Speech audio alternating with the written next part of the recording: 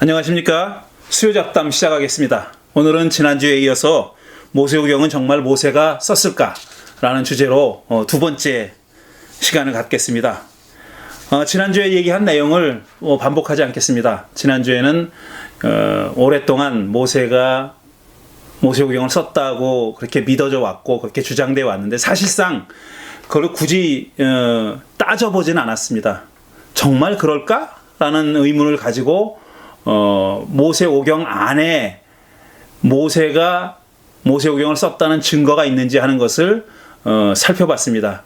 근데 말씀드렸듯이 명시적으로 모세오경은 모세가 썼느니라 라고 선언하는 그런 문장이 없어요. 그런 구절이 없어요. 그런 언급이 없어요. 따라서 모세의 저작서를 옹호하는 측이나 아니면 부정하는 측이나 모세오경 안에서 그리고 모세오경 바깥에 성서에서 모세가 오경을 썼다고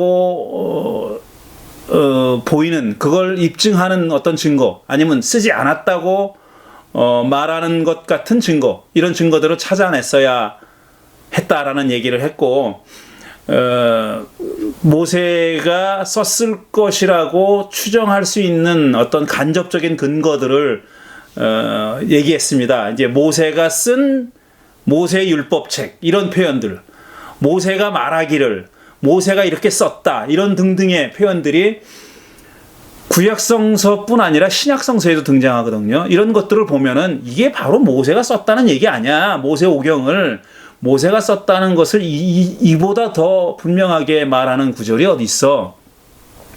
모세 율법, 모세가 쓴 율법 등등의 책이 있거든요. 그런데 그 말이 반드시 모세오경 전체가 모세가 썼다. 모세오경 전체를 창세기 첫 장 첫 절부터 신명기 마지막 장 마지막 절까지 모세가 썼다는 것을 입증하는 증거일 수는 없죠. 그럴 수는 없죠. 그러니까 말이죠. 그래서 이제 의문을 가져볼 만하다.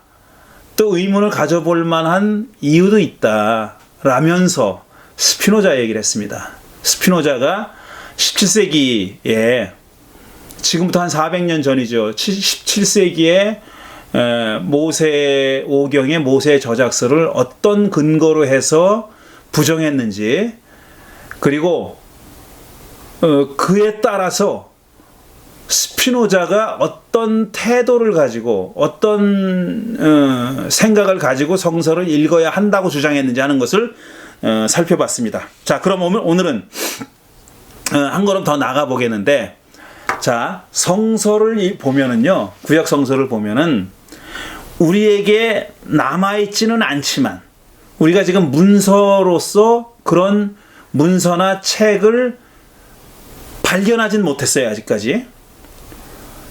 고고학자들이 발견하지 못했어요. 그래서 문서들, 사해 사본을 찾듯이, 사해 문서들을 찾듯이 어떤 굴 속에서, 11개나 되는 굴 속에서 문서들이 많이 나왔잖아요. 사해 문서라는 것이. 그렇게 발견했듯이, 그 다음에 또 나그 하마디 라이브러리, 나그 하마디 문서를 발견했듯이, 그런 방식으로 어떤 물적 증거가 우리에게 쥐어져 있지는 않지만, 구약성서 안에 이러저러한 문서들에 대한 언급이 있습니다. 근데 우리는 그 문서를 가지고 있지 않아요. 근데 문서들에 대한 언급이 있습니다. 이런 문서들이 있다는 것을 우리가 알 수 있게 언급해 놓은 구절들이 있거든요. 그럼 우리 가지고 있지 않아요. 신약성서, 복음서를 연구하는 사람들은 Q라는 문서가 바로 그거잖아요. Q라고 하는 문서를 가설적으로 우리가 신약성서를 연구하는 사람들은, 복음서를 연구하는 사람들은 가정하고 있습니다. Q라는 문서가 있었을 것이다. 예수님의 어록입니다. 예수님이 하신 말씀만 모아놓은 그런 다큐멘트가 있었을 것이다. 그러나 그런 문서가 실제로 물리적으로 발견된 적은 없어요. 그런 문서가 이렇게 양피지거나 아니면 파피루스에 써서 우리가 그걸 발견한 건 없어요. 그렇지만 신약학자들은 Q라는 문서가 있었을 것이다라고 추정을 하죠.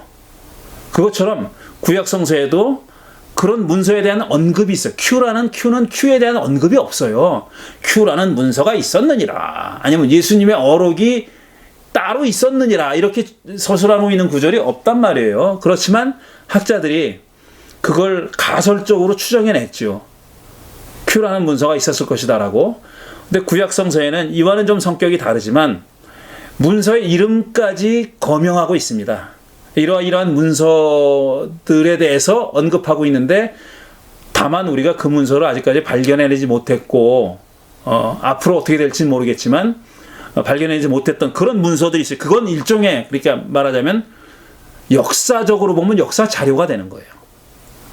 지금 우리가 가지고 있는 모세오경이나 아니면 여호수아 판관기 사사기나 열왕기, 그 다음에 사무엘 열왕기 역대기 같은 그런 역사적인 성격을 가지고 있는 문서들을 작성하는데, 기록하는데 사료가 됐을 수도 있는 문서들에 대한 언급이 있다는 겁니다. 그 중에 대표적인 몇 가지만 들어보면 야살의 책이라는 것이 있어요. 야살의 책. 그 여호수아 10장 13절과 사무엘하 1장 18절에 보면 야살의 책이라는 책에 대한 언급이 나와요. 등장합니다. 그러나 우리는 야살의 책을 가지고 있지 않아요. 그 다음에 솔로몬 왕의 실록이라고 하는 문서가 있다는 얘기를 열왕기상 11장 41절에서 합니다. 그렇지만 솔로몬 왕의 실록이라는 책을 우리는 가지고 있지 않아요. 그러나 구약성서에 그렇게 분명하게 언급되고 있는 일종의 히스토리컬한 리소스, 역사적인 사료가 있다는 얘기입니다. 이스라엘 왕의 역대지략이라는 책도 있고 유다 왕의 역대지략이라는 책도 있었다고 서술돼 있어요. 열왕기상 14장 19절, 그 다음에 열왕기상 15장 7절에 보면은 이런 문서들에 대한 언급이 나온다는 거예요. 그 다음에 선견자 사무엘의 기록, 선지자 나단의 기록, 선지자 갓의 기록, 이거 다 누굽니까? 다윗 시대, 사울 다윗 시대의 선지자들이잖아요. 이런 사람들에 대한 기록에 대한 언급이 등장합니다. 어디 나오냐면 역대기상 29장 29절에. 역대기상은 그러니까 훨씬 후대에 쓰여진 겁니다. 사무엘이 살았던 시대와는 사무엘, 사울, 다윗이 살았던 시대보다는 뭐 수백 년 후에 기록한 역사책이거든요. 근데 거기에 선견자 사무엘의 기록이나 선지자 나단의 기록, 선지자 갓의 기록이라는 언급이 나온다는 거예요. 그러니까 그런 책이 있었다고 우리가 추정할 수 있는 거죠. 이런 게 중요하다는 거예요. 그러니까 모세오경도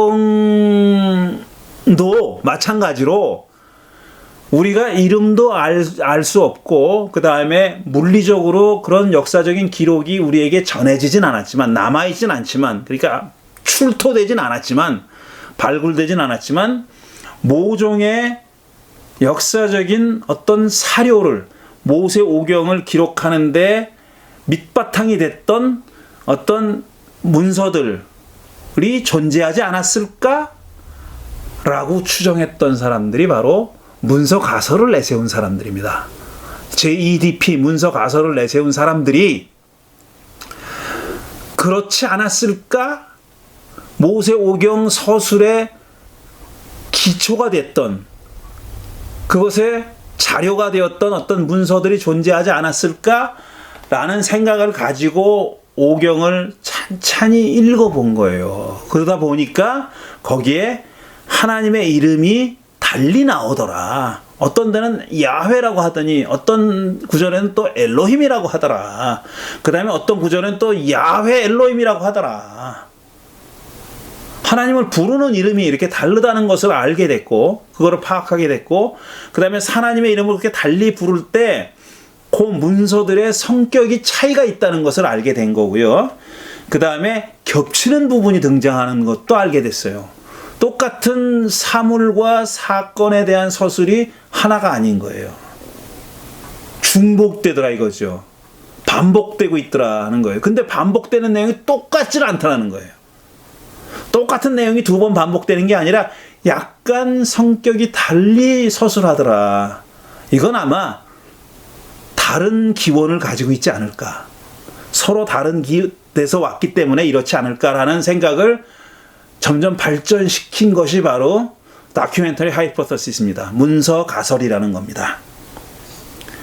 자, 이런 것들이 이제 모세 오경의 모세 저작서를 의문시하고 의심하고 부정하는 사람들에 의해서 연구되고 발표되었던 내용들이에요.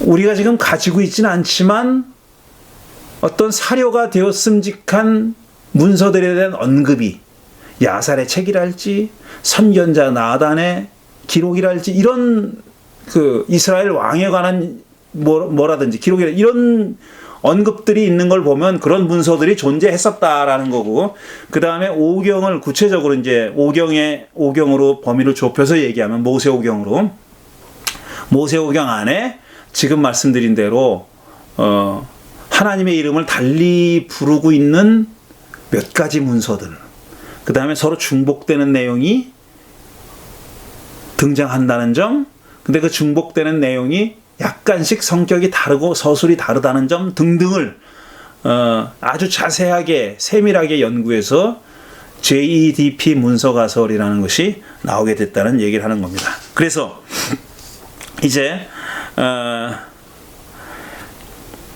지난주에도 말씀드렸듯이 모세오경 안에는 이 책은 모세가 서술하였느니라 이런 선언이 없다고 말씀드렸죠.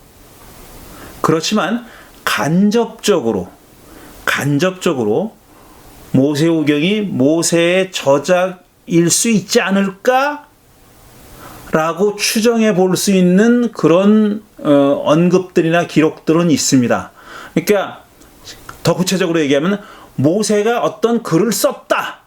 아니면 하나님이 모세더러 여기에 대해서는 기록을 남겨라. 라고 명령한 대목들이 등장한다는 거예요.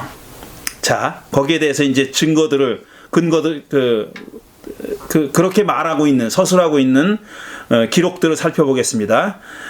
출애굽기 17장을 보면은 야훼 하나님이 아말렉에 대한 승전 기록을 남기라고 모세한테 명령하는 대목이 나와요. 아말렉과 싸워서 이겼어요. 진멸했어요. 진멸하라고 명령을 했고요. 진멸했다는 기록이 있습니다. 근데 그거를 기록으로 남기라고 야훼 하나님이 모세에게 명령했다는 대목이 나와요. 출애굽기 17장 14절을 보면은 이렇게 되어 있습니다. 그때 주께서 모세에게 말씀하셨다. 너는 오늘의 승리를 책에 기록하라고 명령한 거죠. 사람들이 잊지 않도록 하고 여호수아에게는 내가 아말렉을 이 세상에서 완전히 없애서 아무도 아말렉을 기억하지 못하게 하겠다고 한 나의 결심을 알려줘라. 자, 아말렉을 다 무찌르고 멸절한 기록을 남기라 그랬어요. 승리의 기록을 책으로 남기라 그랬어요. 기록하라고. 그건 아주 구체적인 명령입니다. 그리고 그뿐 아니라 여호수아한테는 말로 해라. 야훼 하나님이 모세에게 명령한 내용을 그대로 전하라고. 뭐라고 명령했냐면 아말렉을 이 세상에 완전히 없애서 아무도 아말렉을 기억하지 못하겠다고 한 야훼 하나님의 결심을 누구에게 야훼가 말했냐면 모세에게 말했습니다. 그런데 그 결심의 내용을 모세더러 여호수아에게 말하라고 지금 야훼가 명령한 겁니다.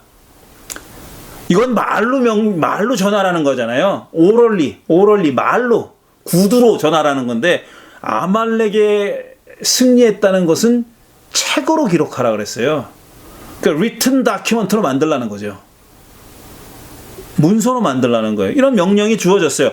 이런 거 보면은 모세더러 뭔가를 기록하라고 하나님이 명령했구나 라는 걸 알 수 있는 거죠. 이거 지금 아말렉에 승리한 데 대한 기록인데 언약을 맺은 데 대한 기록도 남기라고 야훼가 명령합니다. 출애굽기 24장 4절을 보면은 모세는 주의 말씀을 기록하고 아침 일찍 일어나서 산기슭에 제단을 쌓고 이스라엘의 12지파를 따라 기둥 12개를 세웠다. 모세는 주의 모든 말씀을 언약을 맺으면서 이야기된, 선언된 모든 말씀들을 기록했다 그랬어요. 이건 글로 썼다는 얘기예요. 어디다 썼는지는 모르지만 그 재료는 모르지만 돌인지 양피지인지 아니면 무슨 양의 가죽인지 모르지만 어쨌든 글로 썼다는 얘기예요. 그런 기록이 남아있죠. 언약의 기록을 남겼다라는 얘기. 언약을 맺은 것에 관한 기록을 남겼다는 얘기가 출애굽기 24장에 있고, 출애굽기 34장 27절 이하를 보면 또 이렇게 돼 있어요. 비슷한 얘기인데 이거는 십계명을 기록으로 남기라는 얘기예요. 이건 학자들은 제의적 십계명, 리추얼 데칼로그라고 부릅니다. 이렇게 카비넨탈 데칼로그하고 좀 다른 거예요. 윤리적, 그러니까 에티칼 데칼로그, 윤리적 십계명과 지금 여기 출애굽기 34장 이전에 나오는 바로 앞에 나오는 제의적 십계명, 그러니까 제사에 관한 십계명, 리추얼한 그 데칼로그가 있거든요. 그 데칼로그에 관한 기록입니다. 주께서 모세에게 말씀하셨다. 너는 이 말을 기록하여라. 내가 이 말을 기초로 해서 너와 이스라엘과 언약을 세웠기 때문이다. 모세는 거기서 주와 함께 밤낮 40일을 지내면서 빵도 먹지 않고 물도 마시지 않고 언약의 말씀 곧 십계명을 판에 기록했다. 판에 기록했다. 모세가 썼습니다. 기록해서 썼어요. 굳이 따지자면은요, 어떤 랭귀지를 썼는지는 문제예요. 어떤 랭귀지를 썼는지. 왜냐하면 모세는 에집트에서 자랐잖아요. 에집트 왕궁에서 자랐어요. 히브리인들은 노예입니다. 근데 마치 모세가 히브리 노예들과 의사소통을 다 한 걸로 돼 있죠. 통역자 없이. 너희가 우리들도 죽이려고 그래? 그런 얘기를 했잖아요. 그러니까 자기가 살인한 거를 에집트의 그 감독관을 죽인 것이 알려졌구나 해가지고 도망치잖아요. 이게 지금 언어가 다 통한 걸로 그렇게 의사소통이 아무 무리 없이 이루어진 걸로 돼 있지만 따져보면 그것도 쉽지가 않은 얘기고, 아브라함이 무슨 언어를 썼는지도 따져봐야 되고, 아브라함이 실제 역사적인 인물이라는 가정하에 그가 어떤 언어를 썼는지는 따져봐야 됩니다. 왜냐하면 그는 갈대아 우르에서 왔잖아요. 메소포타미아에 왔어요. 그럼 거기서 아카드어나 뭐 이런 말을 써야 되는 거죠. 수메러나 아카드어나 그쪽 지방 말을 써야 되는 거죠. 모세가 십계명을 기록했다고 했는데 히브리 말로 쓰였을까? 무슨 말로 쓰였을까? 이거 웃기는 얘기처럼 들리지만 또 구약성서는 그런 거에 전혀 개의치 않고 그렇게 서술하고 있지만 사실 잘 따져보면 개의치 않을 일은 아니에요. 왜냐하면 히브리 말이라는 것이 정말 어떤 사람들에 의해서 언제부터 쓰여졌는지 하는 거, 그거 따져봐야 될 문제입니다. 아브라함이 그 말을 썼다는 거는 좀 앞뒤가 안 맞아요. 모세가 과연 히브리어를 썼을까? 퀘션 마크입니다. 여러 가지로 감안해 보면은 어쨌든, 근데 그 얘기는 또 딴 얘기고요. 언약의 말씀 곧 십계명을 판에 기록했다 그랬어요. 그러니까 제의적 십계명, 제의적 성격을 가지고 있는 십계명을 기록했다는 얘기고요. 그 다음에 신명기 31장 9절과 22절을 보면은 모세가 이 율법을 기록하여 주의 언약궤를 매는 레위 자손 제사장들과 이스라엘의 모든 장로에게 주었다. 모세가 율법을 기록했어요. 그래가지고 레위 자손과 제사장과 이스라엘 모든 장로들에게 줬답니다. 그거를. 무슨 버전이 몇 개나 있는 거를 줬는지는 몰라요. 그거는. 똑같은 게 필사해서 줬는지 하나만 줬는지 알 수가 없지만 어쨌든 주의 율법을, 이 율법을 기록해서 줬다 그랬어요. 그러니까 문서를 만들어서 준 겁니다. 얼마나 많은 내용이 그 안에 들어있는지는 nobody knows. 아무도 몰라요. 그거는. 그렇지만 여기서 분명한 거는 율법을 기록해서 줬다 그랬어요. 어디서 어디까지 기록했는지 우리는 모릅니다. 그거는 엑기스만 기록했는지 십계명만 줬다는 얘기인지 아니면 계명의 일부만, 우리가 구약성서에서 가지고 있는 율법의 일부만 줬다는 얘기인지 몰라요. 하지만 분명한 것은 율법을 기록해서 줬다 그랬어요. 근데 실제로 따져보자고요. 율법의 모든 계명들을 다 적어서 줬겠습니까? 그게 실질적으로 불가능한 일이 아니에요. 그 많은 규정들을 어떻게 다 줘요? 그러니까 그 일부만이라고 추정하는 것이 상식적이죠. 합리적이고. 그런데 이런 구절들로부터 어떤 전통이 만들어졌냐면 율법 전체를, 더 나아가서 모세오경 전체를 모세가 썼다라는 그런 모세 저작설이 나온 겁니다. 모세 저작설이 거기서 나온 거예요. 그게 9절이고요. 그 다음에 22절을 보면 그날에 모세는 이 노래를 적어서, 율법만 적은 게 아니에요. 노래도 적었대요. 노래를 적어서 이스라엘 백성에게 가르쳐줬다. 이렇게 따라 불러 그러면서 가르쳐줬다는 거예요. 이것도 기록입니다. 누군가 기록했으니까 바다의 노래, 홍해 바다에서 부른 노래도 나오고 미리암의 노래도 나오고 노래도 기록되어 있는 거죠. 시편이 다 나온 이유는 누군가 기록했으니까 나온 거죠. 기록했다는 겁니다.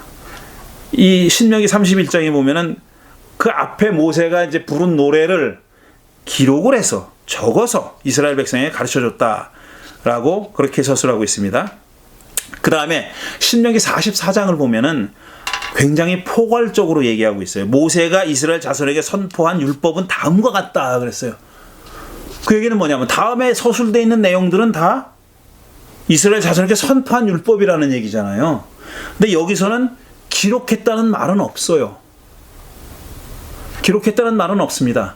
선포했다 그랬어요. 근데 선포한 율법이라 그런 다음에 4장 이하에, 신명기 4장 이하에 나오는 율법들을 다 포괄하고 있는 거잖아요. 이게 지금 머린 말이니까 인트로덕션이잖아요.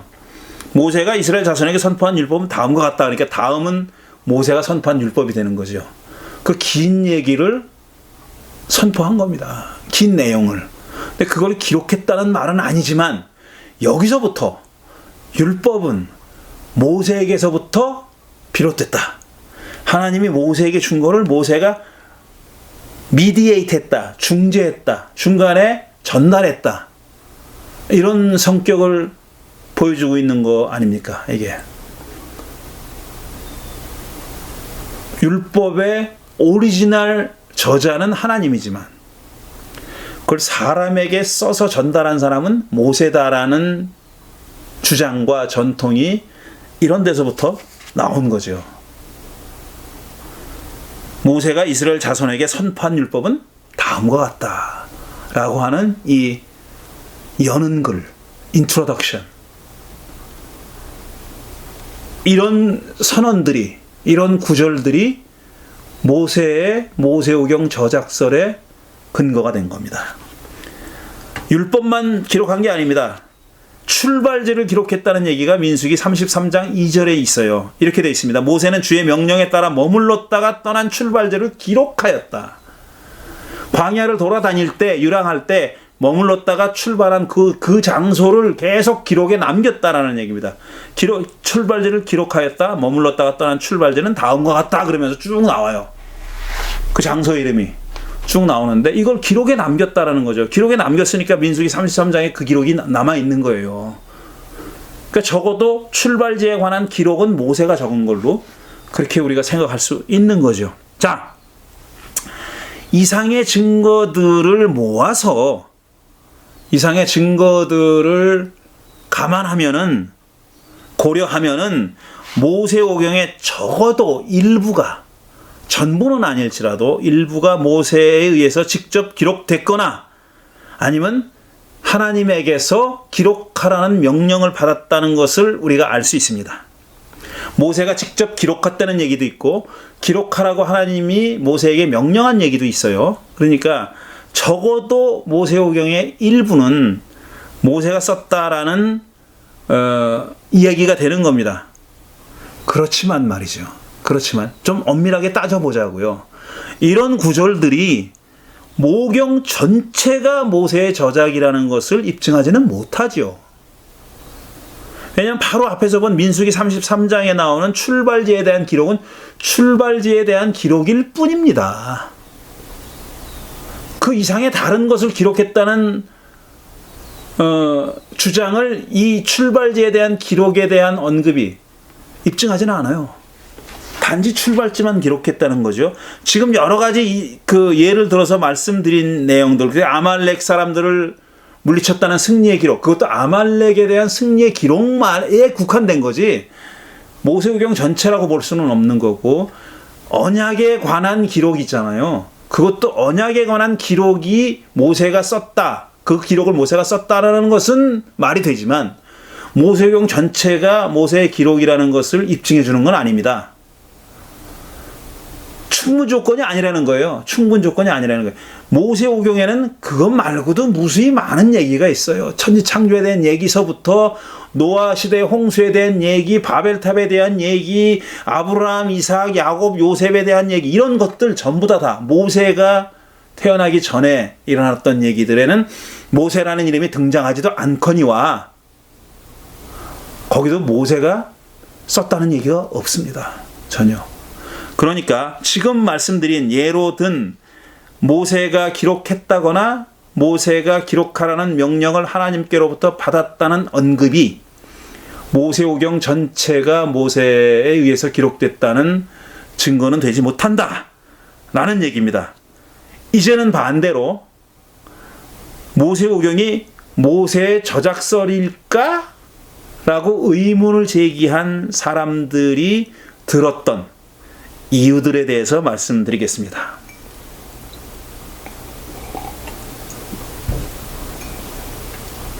첫째로 방금 말씀드린 대로 창세기에는 모세라는 이름이 전혀 등장하지 않아요.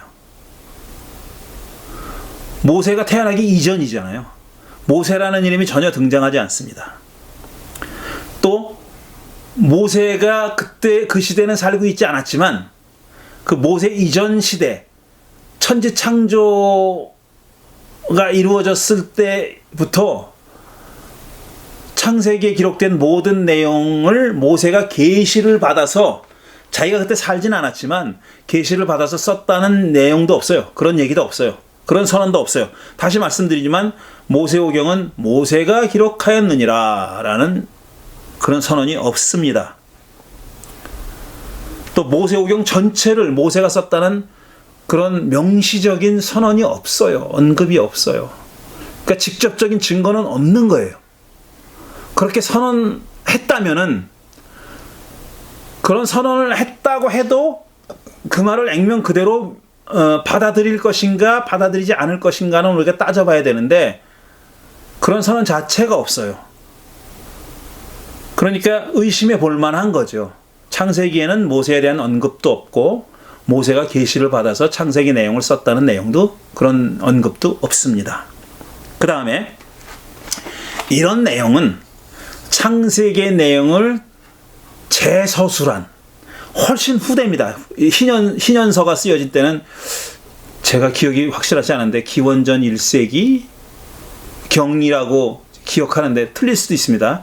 어쨌든 모세오경의 시대랑은 엄청나게 후대에 창세기의 내용을 리라이팅한 거예요. 재서술한 게 희년서인데 희년서에는 뭐라고 돼 있냐면 제가 미안합니다. 영어로 그냥 그대로 가져왔어요.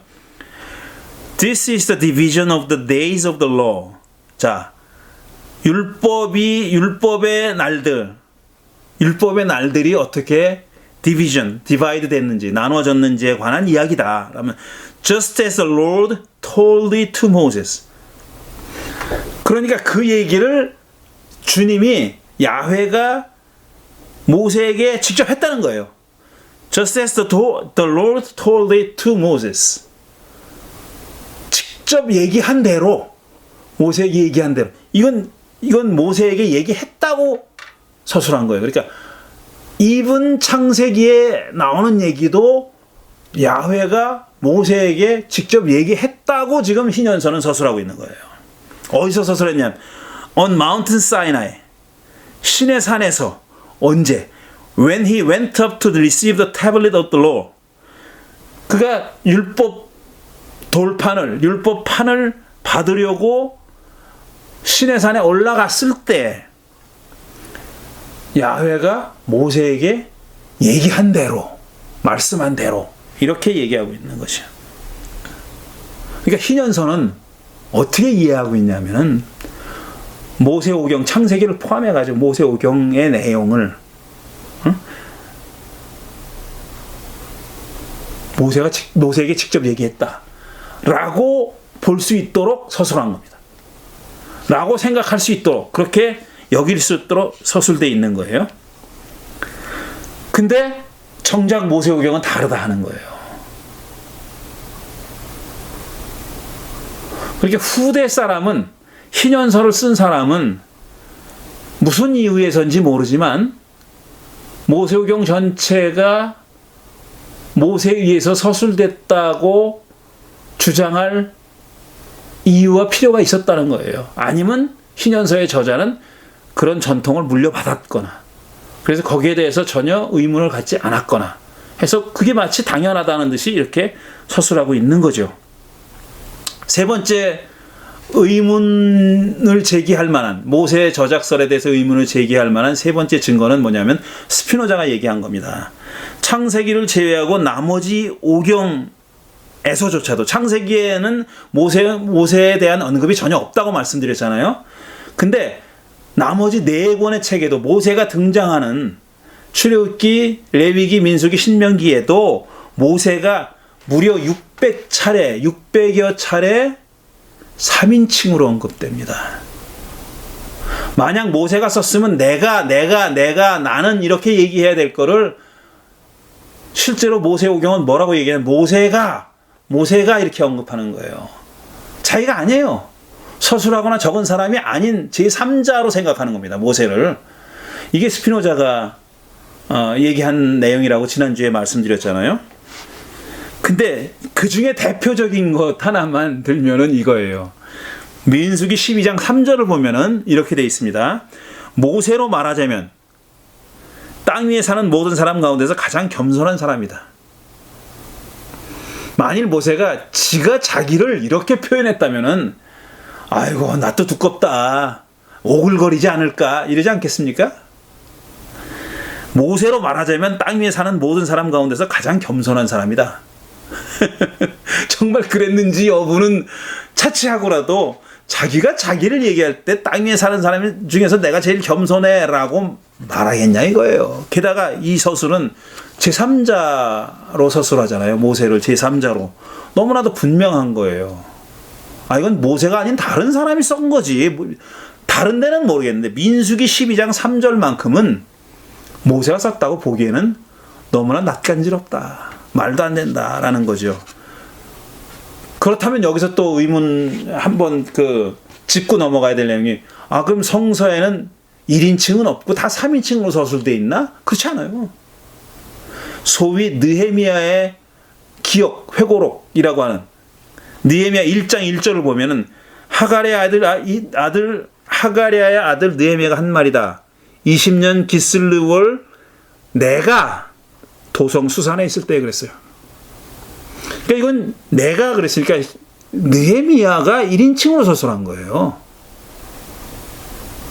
느헤미야가 1인칭으로 서술한 거예요. 그러니까 느헤미야의 요 대목은 느헤미야 전체는 아니에요. 느헤미야 메모라는 거, 느헤미야의 그 기억이라는 그 부분은 느헤미야가 1인칭으로 자기 기억을 얘기한 겁니다. 1인칭 서술이 있다니까요. 이렇게 있어요. 그러니까 민수기 12장 3절처럼 아니면 600여 차례나 모세를 3인칭으로 지칭한 그 수많은 귀절들은 모세가 쓰지 않았다고 보는 것이 맞죠. 모세를 3인칭으로 기술했으니까. 그게 상식적이고 합리적이다라는 겁니다. 그 다음 네 번째 이유는 모세가 죽은 다음에 얘기가 등장하는 겁니다. 모세가 죽은 다음에. 아직까지 전통적으로 모세 저작서를 주장하는 사람은 뭐라고 얘기했냐면은 모세가 자기 죽은 다음에도 죽기 전에 이미 하나님으로부터 영감을 받아서 그렇게 적었다. 이렇게 주장해 왔어요. 자연스럽습니까? 그 주장이? 모세가 죽은 다음의 이야기를 하나님으로부터 계시를 받아서 적었다는 거예요. 저는 이렇게 묻고 싶어요. 아니, 하나님이 왜 꼭 그래야 돼? 다른 사람 시켜서 적으라 그러면 되지. 왜 굳이 모세에게 그 계시를 주고 이렇게 복잡하게 하냐고요. 근데 그렇게 주장했던 이유는 뭐냐면 모세의 저작설이 진리니까. 모세 오경은 모세가 다 썼다고 믿어야 했으니까. 왜 다 그렇게 오랫동안 그렇게 믿어왔고 그렇게 안 믿으면은 권위가 손상되는 것처럼 그렇게 느꼈으니까, 그렇게 알았으니까 그렇게 자연스럽지 않은 억지스러운 주장을 한 겁니다. 모세가 죽은 다음의 얘기는 하나님이 계시로 보여주셔서 서술한 거다. 이런 무리한 주장을 하게 된 거죠.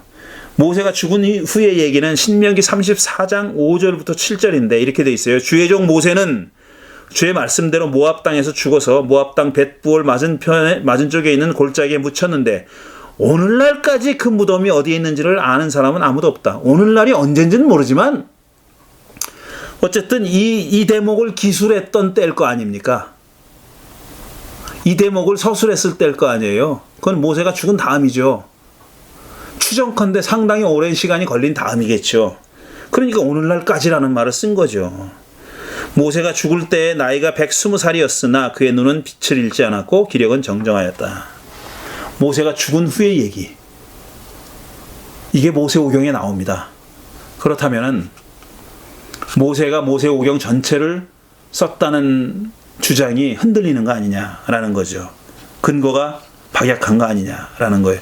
그래서 이제 모세오경의 모세 저작서를 강하게 주장하는 사람들은, 주장해온 사람은 뭐라 그랬냐면, 이런 모세가 죽은 다음의 이야기는 여호수아가 썼다.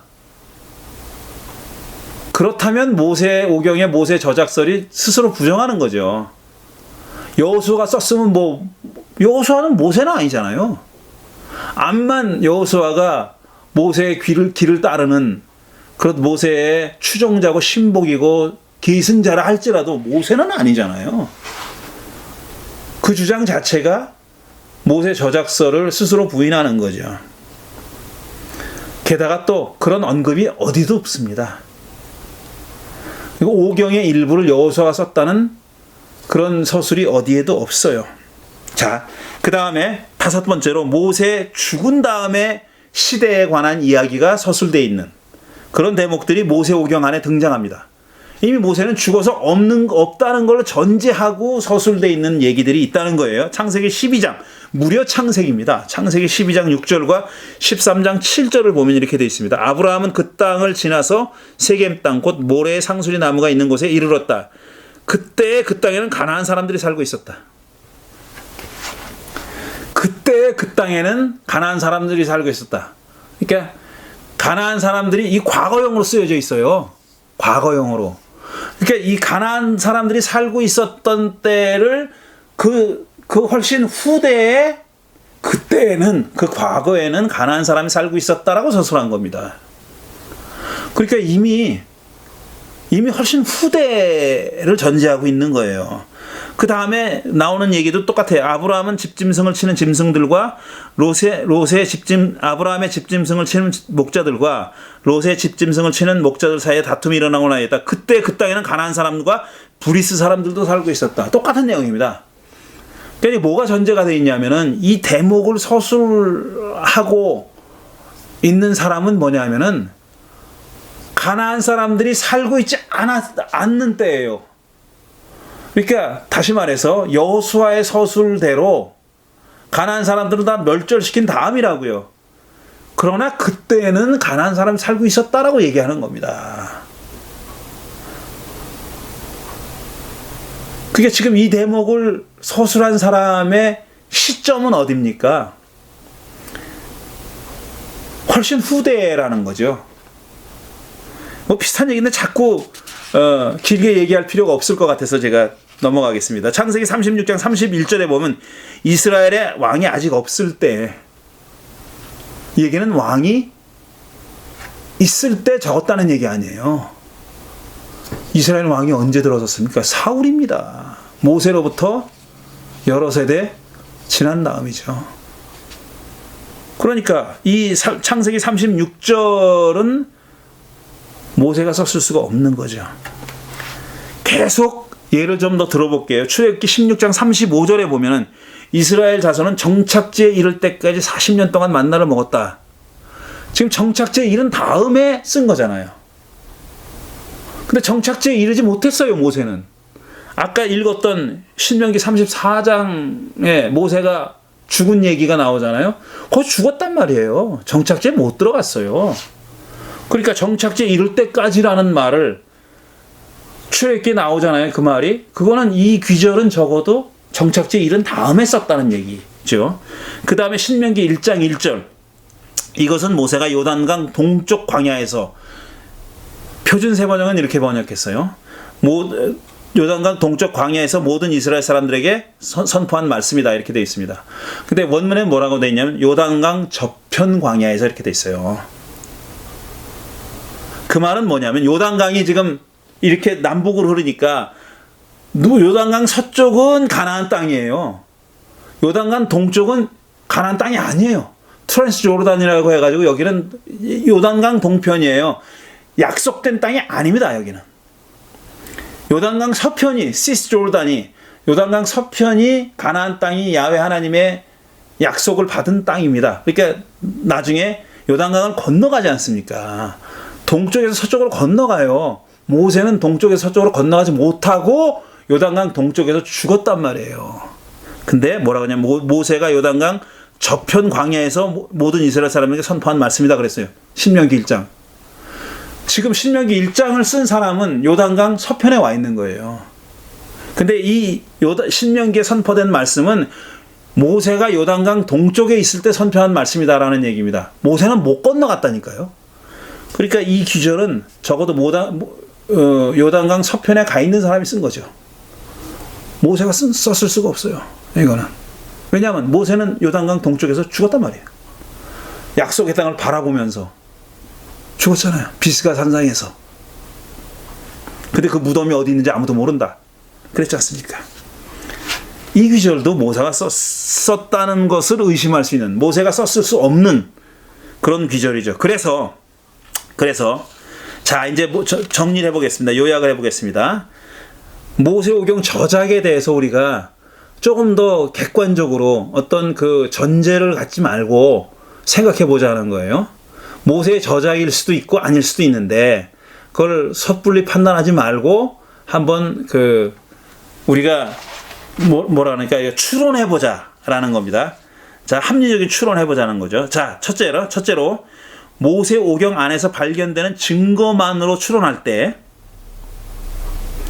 오경 안에서 창세기부터 신명기 이 5권 안에서 발견되는 증거만 가지고 추론했을 때 텍스트의 일부는 모세가 썼다고 추정할 수 있어요.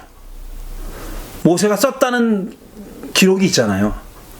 그러니까 아말렉과의 전투에 관한 기록, 그 다음에 언약이 맺혀졌을 때 일어났던 일에 관한 기록, 이런 건 모세더러 썼다고 하나님이 명령을 했거나 아니면 모세가 썼다고 기술돼 있어요. 그렇다면 그건 모세가 썼다고 치자고요.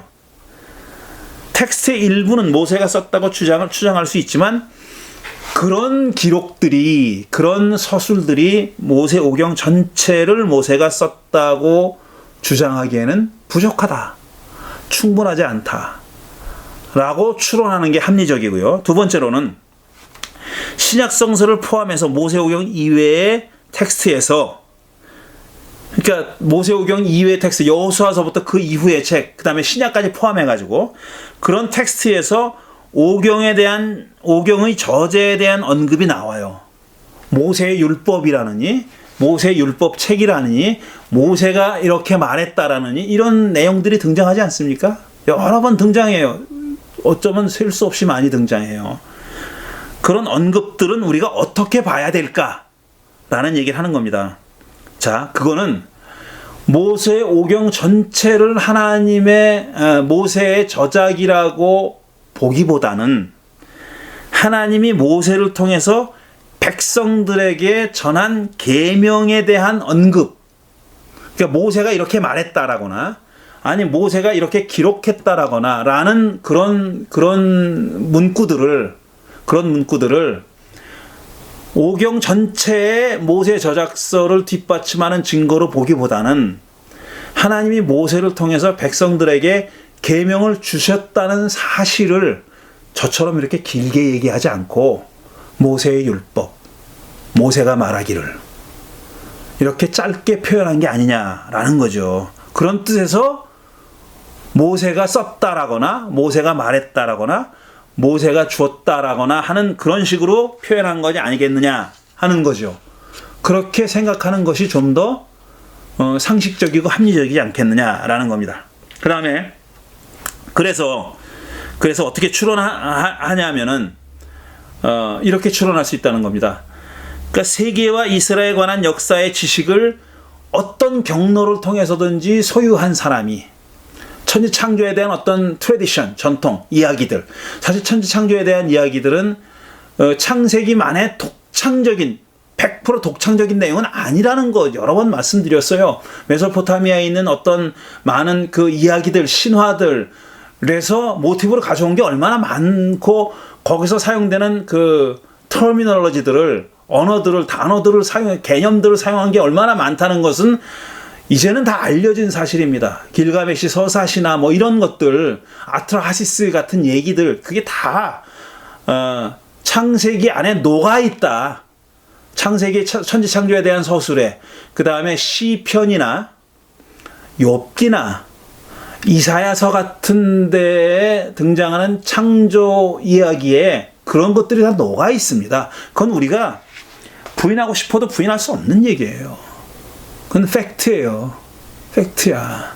그러니까 그런 내용들을 다 숙지하고 있는 사람이, 다 알고 있는 사람이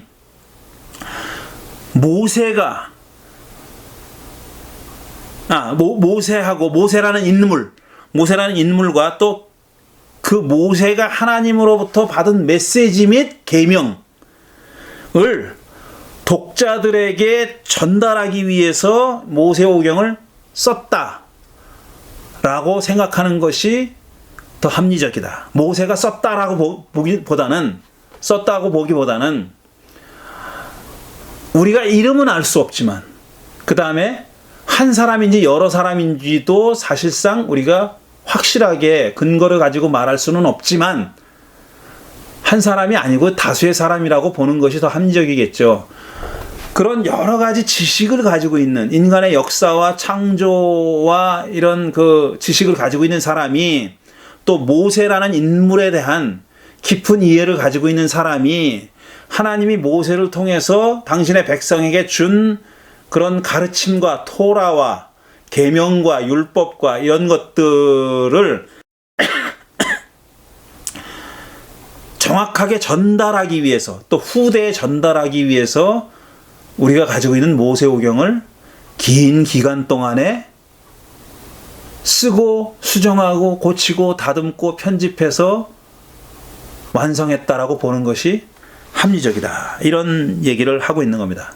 그러니까 모세의 저작서를, 이거는 전통적인 모세의 저작서를 부인하는 거죠. 하지만 모세가 지대한 영향을 미쳤다라거나 모세가 갖고 있는 그 비중이 굉장히 높다라는 것은 그 아무도 부정하지 않습니다. 모세오경의 모세 저작서를 부인하는 사람도 모세가 가지고 있는 그 영향력과 역할을 부인하는 사람은 없어요. 그렇지만 모든 텍스트를 모세가 썼다는 것을 부정하는 거예요. 그러니 우리가 지난주에 스피노자가 모세의 저작서를 부정하면서 자기가 성서를 어떤 태도로, 어떤 자세로 읽고 해석해야 되는지에 대한 얘기를 했잖아요. 그거는 an historical and thus natural document라는 한마디 안에 들어있다고. 역사적이고 따라서 자연적인 문서다. 따라서 자연과학을 이해하고 연구하는 것과 똑같은 방법을 가지고 성서를 읽고 연구하고 해석해야 된다는 얘기를 했잖아요. 그 어떤 외부로부터의 권위나 잣대나 기준이나 이런 걸 들이밀어서는 안 된다. 그게 이성이라 할지라도 그건 안 된다. 라고 얘기했잖아요. 스피노자가 그렇게 주장했다고 말씀드렸잖아요. 그러니까 저는 그 주장을 받아들입니다. 그렇게 해석해서는 안 된다. 라고 생각하고 있어요. 물론 저도 우리가 그렇게 해서 성서를 다 알 수 있다, 다 이해할 수 있다고는 여기지 않아요. 제가 말로 설명할 수는 없지만 성서의 소위 디비니티, 하나님이 깃들어 있습니다. 근데 그거는 문서라는 뜻은 아니에요. 성서의 글자라는 건 아니에요. 성서는 100% 인간의 책입니다. 근데 성서를 우리가 읽고 성찰하고 할 때 어떤 신적인 사건이 일어난다고 저는 생각해요. 그때는 우리는 인간의 어떤 인텔렉트를, 인간이 가지고 있는 모든 그 능력을 가지고, 지적인 영적인 능력을 가지고 성서를 대하고 읽고 해석하지만 그것을 넘어가는 뭔가가 작용할 수도 있다고 생각해요. 그 길은 전 열려 있다고 생각해요. 그렇게 믿고 저는 그런 경험도 했습니다. 제가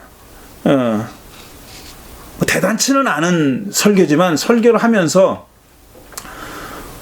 정말 느끼는 게 있어요. 저는 제가 아는 한 그건 제가 연구하고 공부한 어느 책에도 없는 거예요. 그런데 너무나도 기가 막힌 그런 영감을 얻을 때가 있어요.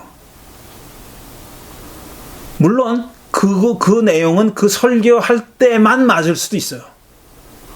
그게 뭐 만고불변의 진리도 아니고 어느 때나 그 귀절은 그렇게 해석해야 되는 건 아니에요. 그런데 그 귀절을 얘기했을 때, 선언했을 때, 선포했을 때, 그때 저와 그 설교를 경청하는 분들, 우리가 속해 있는 공동체의 사회적인 역사적인 상황하고 너무나도 적확하게 들어맞는 어떤 메시지가 저에게 올 때가 있어요. 그거는 저는 그 인텔렉트를 넘어서는 일이라고 생각합니다. 인텔렉트만 가지고 제가 탐구한 결과는 아니라고 생각해요. 그런 일이 있을 때가 있어요. 일어날 때가 있어요. 하지만 그거는 그냥 오픈되어 있는 겁니다. 그거를 성서를 읽을 때 억지로 가져오려고 해서는 안 된다는 거죠. 우리가 성서를 읽는 태도는 스피노자처럼 해야 된다고 저는 생각하는 거예요. 이거는 완전히 인간의 책으로 텍스트로서 텍스트의 문장 구조와 그 텍스트가 그 텍스트를 구성하고 있는 여러 단어와 개념들과 뭐 이런 등등, 그 다음 그 텍스트를 낳은 역사적인 상황과 정신적인 상황과 뭐 이런 것들 있잖아요. 물질적인 상황과 이런 것들이 다 그 안에 녹아들어 있는 어떤 최종적인 산물로서의 텍스트를 이해하려고, 따라서 그런 것들을 이해해야 그 텍스트의 내용을, 의미를 이해할 수 있다는 그런 생각을 가지고 텍스트를 대해야 된다라는 뜻에서 저는 스피노자의 얘기에 동의합니다. 말씀드린 대로 이런 그것을 넘어서는 어떤 차원도, 디멘션도 분명히 있는 게 분명하지만 그렇게 대해야 된다라는 거예요. 단지 제가 또 스피노자의 주장에 100% 동의하는 것은 그렇지만 그렇게 쉽지만은 않은 그런 내용은 뭐냐면은, 성서의 권위를 높이기 위해서 권위 있는 인물의 저작이라고 주장할 필요는 없다. 내가 이 성서를 인간의 책이라고 생각하고 읽고 해석하고 내 지성과 내 모든 능력을 가지고 이거를 이해하려고 노력하는 것이 하나님의 권위를 부정하는 것은 아닙니다. 그렇지는 않아요. 인간의 책이라고 해가지고 이게 하나님의 책이 아니라는 뜻은 아니에요. 어폐가 있게 들릴지 모르지만 저는 하나님의 말씀이라는 건 늘 얘기하잖아요. 그건 사건입니다. 글자가 아니라. 그건 일어나는 사건이에요. 내가 성서를 읽고 그걸 적용하고 그 성서의 내용을 실천하고 살려고 할 때 벌어지는 사건이에요. 그게 그런 뜻에서 성서는 하나님의 말씀인 겁니다. 사건을 일으키는 힘이 그 안에 있다는 거지. 텍스트 그 자체가, 문서가, 글자가 하나님의 뜻은 아니라는 거예요. 따라서 어떤 외부로부터의 권위를 저는 부여할 필요 없다고 생각해요. 그 어떤 위대한 학자가 얘기했다고 다 따를 필요는 없어요. 그 사람 그렇게 얘기하는구나. 일리가 있다. 일리가 더 있다, 덜 있다 이렇게 얘기할 수는 있지만, 누가 뭐 얘기했으니까, 뭐 대단한 구약학자가 이렇게 얘기했으니까 그 말이 맞다? 저는 자존심이 강해서 그런지 그렇게는 못하겠어요. 그건 옳지 않은 태도라고 생각해요. 어떤 외부적인 권위를 거기에 투여할 필요는 없다라는 겁니다. 그게 교리가 됐던, 위대한 학자가 됐던, 뭐가 됐든지 간에, 심지어는 신적 권위가 됐던 그렇게 할 필요는 없어요. 그거는 내가 예기치 못한 상황에서 맞닥뜨리는 겁니다. 정말 상상할 수 없었던, 전혀 기대하지 않았던 상황에서 벌어지는 사건이에요. 하나님과의 만남은 이 문서를 읽을 때 그걸 기대하거나 그걸 기도하거나 그렇게 읽을 필요는 없다라는 거죠. 결론적으로 이게 모세의 저작일 필요가 없는 거예요. 굳이 모세의 저작서를 믿어야 될 필요도 없고 모세의 저작서를 주장해야 될 필요도 없고 고집해야 될 필요는 전혀 없는 겁니다. 물론 말씀드렸듯이 모세오경에 있어서 모세오경을 기록하고 전하고 우리가 읽는 이 순간까지 모세가 갖고 있는 역할과 영향력과 이런 것은 너무너무 지대한 겁니다.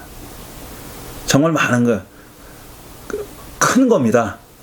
그런 뜻에서 모세의 권위를 존중하는 것은 필요하지만 글자 하나하나를 모세가 썼다는 그런 뜻은 절대로 아니다 라는 거고, 이런 태도가 모세오경뿐 아니라 구약성서 전체, 더 나아가서 신약과 예수님의 말씀이라고 전해지는 그런 말씀들까지도 읽고 이해하는데 계속 견지돼야 된다. 어떤 외부적인 말씀이라서 그걸 받아들일 필요는 없다. 좀 더 도발적으로 말씀드리면 예수가 말씀하셨다고 전하고 있으니까 그 말을 무조건 우리가 더도 생각도 하지 않고 따져보지도 않고 그대로 받아들일 필요는 전혀 없다라는 겁니다. 예수의 말씀도 그럴지언정 모세 따위가 어떻게 그런 권위를 갖겠느냐 하는 겁니다. 그리고 저기 있는 모세도 그걸 바라지는 않을 것이다 라는 것이 저의 생각입니다. 자, 2주에 걸쳐서 진행했던 모세오경은 정말 모세가 썼을까? 이 주제의 수요잡담을 이것으로 마치겠습니다. 감사합니다.